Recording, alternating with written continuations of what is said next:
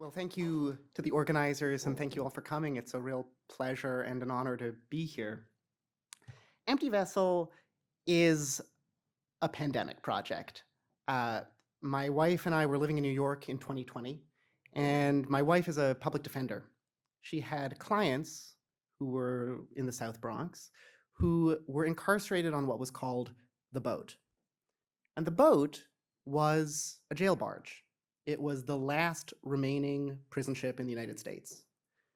And I became fascinated, shocked, but also fascinated by why it could be, how it could be that there was a jail barge in New York in 2020. My own training is in British imperial history, and it immediately called to mind the hulks that were such a staple of the British carceral system in centuries gone by. So it's the pandemic. What do? You Google. So I did a bunch of Googling about this barge, and I realized that it did have a very interesting history. But actually, there was a barge that it replaced, a barge that was moored off of Lower Manhattan in the 80s and 90s that had an even wilder history. And so I took my Googling to another level, and I started having Zoom conversations, which turned into more structured interviews with everyone I could find to tell me more about this barge. People who were incarcerated on it, people who worked on it, people who built it, people who owned it. And the story that transpired took me from what I thought was going to be a simple article to a book, and that's the story of Empty Vessel. Before I tell you about this story, let me tell you a little bit more about the central character, the barge. The barge is 94 meters long.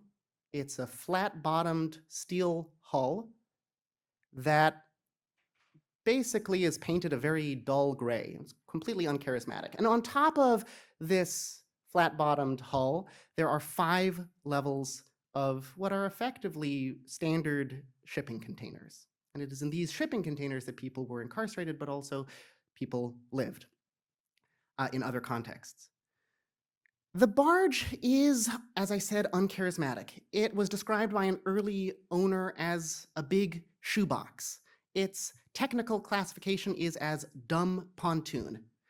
But despite it having this really sort of anti-charisma, it had this really remarkable story. And that story starts in the 70s when it's built in a Swedish shipyard with tons of government money. It's a product of great industrial subsidy. It's commissioned by a Norwegian shipping magnate, someone who is called the limited liability king of Norway, who wants to use this vessel to house offshore oil workers in the booming North Sea offshore sector. From the North Sea, it goes to the Falklands, where it houses British servicemen and airmen in the aftermath of the Falklands War. Goes to Emden in West Germany, where Volkswagen leases it to house VW workers who are learning how to run a computerized line. This is in the midst of the car wars in the 80s, and VW is both offshoring jobs, but it's also investing very heavily in technology. Then it goes to New York, where it's the prison, the jail, goes to UK, where it's a prison, goes to Nigeria, where it is put again in service of the offshore oil industry in one of these free trade zones off of One. So that is the physical journey it takes.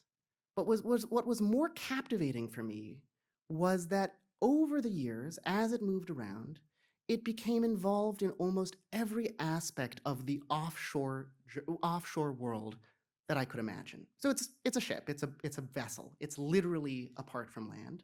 It's jurisdictionally offshore. The reason that New York City penal authorities want it in the city is basically to sidestep zoning regulations. It is, of course, involved with offshore oil. It is registered in a series of flags of convenience. These flags account for today upwards of 70% of global shipping tonnage. It's owned by companies that are themselves registered in tax havens. These tax havens, Emmanuel Saez and others have estimated that those tax havens have upwards of $15 trillion parked in them. And it's haggled over in international arbitration. So it really is this creature of the offshore. So that's what the book is about. It is a global microhistory of a barge, but it is also a story of these unbelievably transformative, important economic transformations that have shaped our world over the last 50 years. globalization itself, but also the rise of the offshore. And these are abstractions. They're hard to deal with. They're hard to pin down. And what Empty Vessel offers is a Barge's eye view. It offers a red thread by following something that is inescapably concrete, uncharismatic, a thing. Through this journey, both physical and more metaphorical, it allows us to see how these abstract transformations both interplayed, but also were played out in very material ways in a set of these local contexts. So that's what it is. Thanks very much.